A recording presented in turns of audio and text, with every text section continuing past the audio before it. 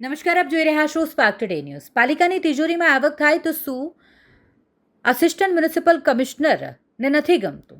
આ સવાલ ઊભો થઈ રહ્યો છે. સવાલ કર્યો છે સામાજિક કાર્યકર કમલેશ પરમારે.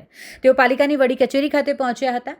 વડોદરા મ્યુનિસિપલ કચેરીને આવક થાય એ માટે આસિસ્ટન્ટ મ્યુનિસિપલ કમિશનર સુરેશ તુવરને રજૂઆત કરવા માટે ગયા હતા. વડોદરાનો વિકાસ થાય એ જ વડોદરાના નાગરિકની જવાબદારી હોય છે, પરંતુ પાલિકાના અધિકારીઓને આ કદાચ નથી ગમતું એ વાત કહી શકાય. વડોદરાના તત્કાલીન મ્યુનિસિપલ કમિશનર દિલીપ રાણા હતા ત્યારે વડોદરા શહેરને બેનર મુક્ત બનાવવામાં આવ્યું હતું, પરંતુ અધિકારીઓના પાપે આજે પણ પાલિકાની જગ્યા પર બેનરો યથાવત જોવા મળી રહ્યા છે.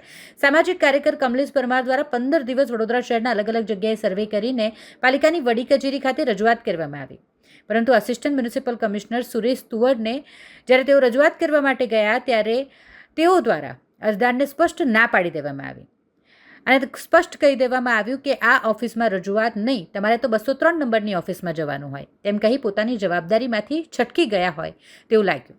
મીડિયાકર્મીને વિડીયો નહીં ઉતારવા માટે જણાવ્યું.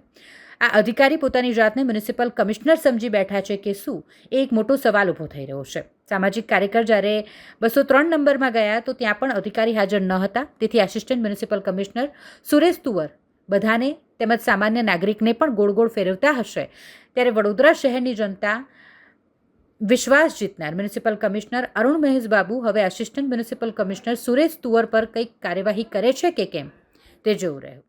ચોક્કસથી વડોદરા શહેરની અંદર હાલમાં તમે જોશો કે જે કોર્પોરેશનની તિજોરી તળિયા ઝાટક થઈ રહી છે એનું મુખ્ય કારણ એક જ છે કે આજે સતત અમે 15 દિવસથી મહેનત કરીએ, રાત દિવસ અલગ અલગ વિસ્તારોમાં જઈ અને હોર્ડિંગ્સ જે ગેરકાયદેસર છે, સાથે સાથે જે પ્રાઇવેટ માલિકીની જગ્યામાં જે હોર્ડિંગ્સ બોર્ડો છે આની સંપૂર્ણ તપાસ કરી ત્યારબાદ અમે ફોટા વિડીયો સાથે આજે આસિસ્ટન્ટ મ્યુનિસિપલ કમિશનર સાહેબ તુવેર સાહેબને અમે રજૂઆત કરવા માટે આવ્યા છે.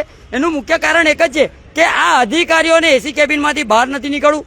સાથે સાથે જે કર્મચારીઓ છે અમને નાના નાના સામાન્ય વ્યક્તિ જે લારી ગલ્લા ધારકો હોય છે તેઓની સામે કાયદાકીય કાર્યવાહી કરવાની, દબાણના નામે ક્યાંક ને ક્યાંક વહીવટી ઉઘરાવવાનો, આ રીતની જે કામગીરી થઈ રહી છે. પરંતુ હકીકતની અંદર જો આટલા જ આ જે ફોટા છે આની અંદર તમે જોશો કે સતત 5 વર્ષથી આ જે કોઈ પણ જે હોર્ડિંગ્સ લાગ્યા છે આની કોઈ પણ લાગત ભરવામાં આવી નથી. સાથે સાથે ગેરકાયદેસર રીતે આ એક ષડયંત્ર ધંધો ખોલી નાખવામાં આવ્યો છે. એટલે આજે જે અધિકારીઓ છે, આ જે તુવેર સાહેબ છે, સાથે સાથે જે માનસિંહ છે, આ બંને જે વહીવટ કરતા છે, એટલે ખાસ કરીને અમને સ્પષ્ટપણે લાગી રહ્યું છે કે આ બંને અધિકારીઓ ક્યાંક ને ક્યાંક સીધે સીધી આ જે પ્રાઇવેટ માલિકો દ્વારા સાઠગાંઠ કરતા હોય તેમ સ્પષ્ટપણે જોવા મળ્યું છે. જો હકીકતની અંદર આ હોર્ડિંગ્સ લગાવવું હોય તો તમારે ગમે તે રીતે પરમિશન લેવી પડતી હોય છે, સાથે સાથે લાયસન્સ કરાવો અને આવી સંપૂર્ણ જે માહિતી દર્શક તરીકે આપણે જે કોર્પોરેશનની અંદર તમામ નિયમો જે લાગુ કરવામાં આવે છે આ નિયમોનું પાલન કરવાનું હોય છે. પરંતુ ક્યાંક ને ક્યાંક સીધું જે આ વહીવટ થતો હોય તેમ અમને સ્પષ્ટપણે જોવા મળ્યો છે. અમે ગત વખતોમાં પણ જ્યારે હોર્ડિંગ મુક્ત વડોદરાની વાત હતી ત્યારે પણ અમે વડોદરા મહાનગરપાલિકાના મ્યુનિસિપલ કમિશનર સાહેબને જગાડવાનો જે પ્રયત્ન કર્યો હતો ત્યારે સ્ટેન્ડિંગમાં પણ સારો નિર્ણય લેવામાં આવ્યો હતો. ભારતીય જનતા પાર્ટીના નેતાઓ દ્વારા પણ સારો નિર્ણય લેવામાં હતો. પરંતુ હાલમાં અમારી ખાસ માંગણીને લાગણી એક જ છે કે જે આ અધિકારીઓ છે આ અધિકારીઓ કોના જોડે સાઠગાંઠ કરી રહ્યા છે આની સંપૂર્ણ વિજિલન્સ તપાસ થવી જોઈએ. સાથે સાથે આવનારા દિવસોમાં જો આ માન્ય નહીં રાખવામાં આવે અને ચોક્કસથી અમે આવનારા દિવસોમાં કોર્ટમાં પણ જઈશું. એનું મુખ્ય કારણ એક જ છે કે આજે વડોદરા કોર્પોરેશનની તિજોરીમાં આવક થાય, આવકના સ્ત્રોત ઉભા થાય એ રીતની કામગીરી કરવી જોઈએ. કારણ કે આ અધિકારીઓનો લાખો રૂપિયા પગાર છે, છતાં પણ જે કહેવાય છે કે આ અધિકારીઓને પેટનું પાણી હલતું નથી. સાથે સાથે જે આ વડોદરા શહેરની અંદર અલગ અલગ વિસ્તારોમાં જે હોર્ડિંગ્સ છે, જે હોર્ડિંગ્સ લાગેલા છે, આ હોર્ડિંગ્સ કેમ ઉતારવામાં નથી આવતા, કોના આશીર્વાદથી ચાલી રહ્યું છે, આની સંપૂર્ણ તપાસ થવી જોઈએ. અને મ્યુનિસિપલ કમિશનર સાહેબે આની તપાસ કમિટી બેસાડી અને ચોક્કસથી ક્યાંક ને ક્યાંક આવા અધિકારીઓને સસ્પેન્ડ કરવા જોઈએ, અધિકારીઓને કાયમી ધોરણે છૂટા કરવા જોઈએ, જેવી અમારી ખાસ માંગણી છે. ચોક્કસથી આરટીઆઈ અધિનિયમ 2005 મુજબ પણ અમે ઘણી વખતે માહિતી માંગી છે, પરંતુ માહિતીની અંદર પણ રોલ ગોલ જવાબ આપી દેતા હોય છે. એટલે ક્યાંક ને ક્યાંક પબ્લિકને તો ગુમરાહ કરી જ રહ્યા છે, પરંતુ આરટીઆઈ એક્ટિવિસ્ટોને પણ ગુમરાહ કરી રહ્યા છે, ખોટો જવાબ આપી રહ્યા છે. પરંતુ હકીકતમાં જો મ્યુનિસિપલ કમિશનર સાહેબ જે દિલીપ રાણા હતા તે વખતે પણ સાચો નિર્ણય લેવામાં હતો અને હાલના જે મ્યુનિસિપલ કમિશનર છે મહેશ બાબુ, તેઓને એક આપના ન્યૂઝના માધ્યમથી અમે અપીલ કરીએ છીએ કે આવા અધિકારીઓને સામે સખતમાં સખત કાયદાકીય કાર્યવાહી થવી જોઈએ. સાથે સાથે અમને વિજિલન્સ તપાસ થવી જોઈએ અને તપાસ કમિટી બેસાડી અને ચોક્કસથી આવા જે અધિકારીઓ છે આવા અધિકારીઓને તાત્કાલિક ધોરણે નોકરીમાંથી બેદખલ કરવા જોઈએ. અને આજે કરોડો રૂપિયાની જે આવક છે આ આવક સતત 5 વર્ષથી કોઈ પણ જાતનો સર્વે થયો નથી. આને સર્વે કરી અને જે તે માલિકો ઉપર દંડાત્મક રીતે સજા થવી જોઈએ, સાથે સાથે દંડાત્મક રીતે નોટિસ ફટકારી અને આવા તમામ હોર્ડિંગ્સો જમીન મુક્ત કરવા જોઈએ તેવી અમારી ખાસ માંગણી છે.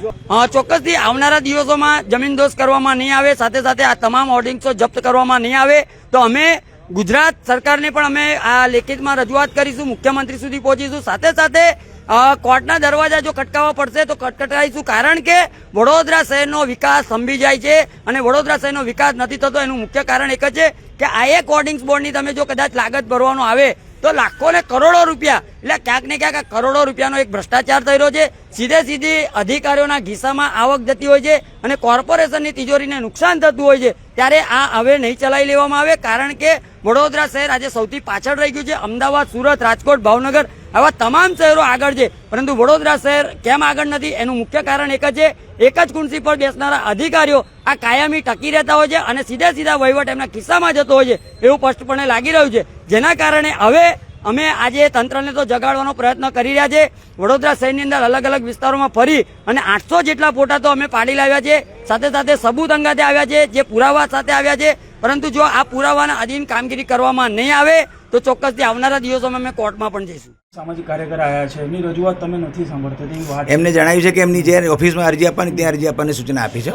કેમ તમારા નામ ભાઈ જે અરજી અમારા નામની ના હોય, જે તે ખાતાની હોય ને જે તે ખાતામાં અરજી આપવાની હોય. તમારે એવી જવાબ ના, અમારે અરજી લેવાની નથી હોતી, જે ખાતાની અરજી હોય ત્યાં જ આપવાની હોય છે.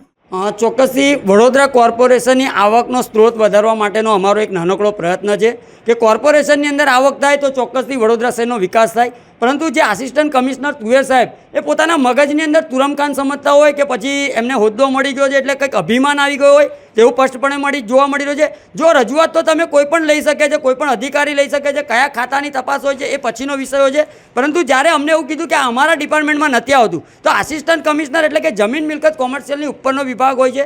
પરંતુ ક્યાંક ને ક્યાંક લાગી રહ્યું છે કે સાહેબે અમને અહીંયા ગાડી ધક્કો ખવડાવ્યો. આ અધિકારી હાલમાં તમે જોશો કે અહીંયા ગાડી કોઈ પણ ઓફિસમાં છે જ નહીં. એટલે જ્યારે પણ અમે લોકો રજૂઆત લઈને આવીએ છીએ ત્યારે અહીંયા ગાડી ઓફિસમાં કોઈ હોતું નથી. આજે તમે જોશો કે આજે 800 જેટલા ફોટા જે અમે લોકો 15 દિવસની મહેનત કરી રહ્યા છે, આ મહેનત કોર્પોરેશનના અધિકારીઓ, કોર્પોરેશનના કર્મચારીઓ, સાથે સાથે જે તુવેર સાહેબ છે તેઓની આખી ટીમે કરવાની જરૂર છે. પરંતુ ક્યાંક ને ક્યાંક લાગી રહ્યું છે કે વડોદરા શહેર કોર્પોરેશનની તિજોરી તળિયા ઝાટક કરીને પોતાના કિસ્સા ભરવા માટેનું આ એક ષડયંત્ર રચી રહ્યા છે. આવા અધિકારીઓને તાત્કાલિક ધોરણે સસ્પેન્ડ કરવા જોઈએ. હું તો એવું કહું છું કે આવા અધિકારીઓને કાયમી ધોરણે નોકરીમાંથી બેદખલ કરવા જોઈએ. મ્યુનિસિપલ કમિશનર સાહેબે આનું ધ્યાન લેવું જોઈએ અને આની અંદર તપાસ કમિટી બેસે એવી અમારી ખાસ માંગણી છે.